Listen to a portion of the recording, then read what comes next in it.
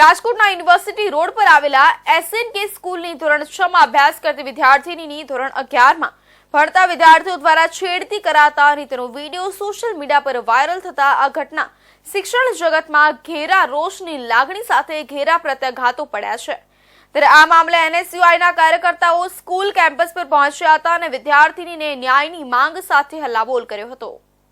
SNK સ્કૂલની ધોરણ 6 ની વિદ્યાર્થીનીની પજવણી સામે ગુજરાત પ્રદેશ એનએસયુઆઈ ના પ્રમુખ નરેન્દ્ર સોલંકીની આગેવાનીમાં કાર્યકર્તાઓ સૂત્રોચ્ચાર સાથે સ્કૂલ કેમ્પસમાં આવી પહોંચ્યા હતા અને ધરણા કર્યા હતા।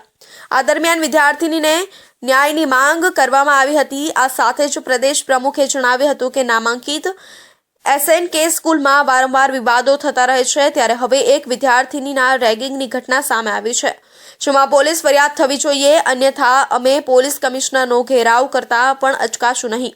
આ સાથે જ તેમણે જણાવ્યું હતું કે આ સ્કૂલમાં રાઇટ ટુ એજ્યુકેશન હેઠળના વિદ્યાર્થીઓ સાથે અન્યાય કરવામાં આવે છે, તે પણ બંધ થવો જોઈએ, જેથી અમે એલાન કરીએ છીએ કે હવે પછી માત્ર એસએનકે કે નહીં પરંતુ રાજકોટની એક પણ સ્કૂલમાં રાઇટ ટુ એજ્યુકેશન હેઠળ પ્રવેશ મેળવતા વિદ્યાર્થીઓ સાથે ભેદભાવ રાખવામાં આવશે તો એનએસયુઆઈ હલ્લાબોલ કરશે। જો કે વિદ્યાર્થીઓના વિરોધ વચ્ચે પોલીસ ત્યાં આવી પહોંચી હતી અને એક પછી એક કાર્યકર્તાઓની ટીંગાટોળી કરી અટકાયત કરી હતી, જે દરમિયાન એક કાર્યકર્તાનો શર્ટ પણ ફાટી ગયો હતો, જેને કારણે પોલીસ સાથે ભારે ઘર્ષણ થયું હતું। જો કે બાદમાં પોલીસે 15 જેટલા કાર્યકર્તાઓની અટકાયત કરી હતી।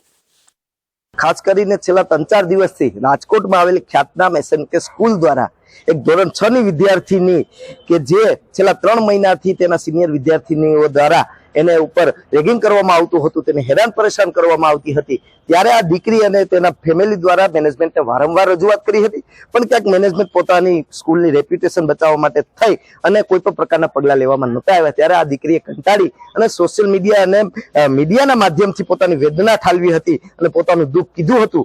ત્યારે છેલ્લા 3 દિવસથી આ ઘટના ચાલુ છે, ત્યારે એસએનકે સ્કૂલનું પેટનું પાણી હજી હલતું નથી અને તે લાજવાની બદલે ગાજી રહી હોય એવું લાગી રહ્યું છે। ત્યારે આજે ગુજરાત એનએસયુઆઈ દ્વારા એસએનકે સ્કૂલનો ઘેરાવ કરવામાં આવ્યો કે જે આ વિદ્યાર્થીની ઉપર અન્યાય થયો છે એને ન્યાય આપવામાં આવે।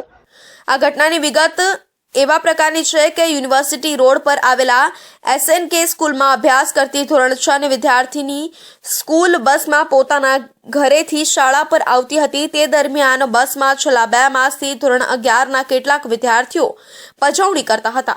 આ સિલસિલો છેલ્લા લાંબા સમયથી ચાલતો હોવાનું વિદ્યાર્થીનીએ જણાવ્યું હતું, જેમાં એમ પણ કહે છે કે અમે બસમાં ચડીએ ત્યારે સિનિયર વિદ્યાર્થીઓ બસમાં પગ વચ્ચે નાખી છેડતી કરતા હતા।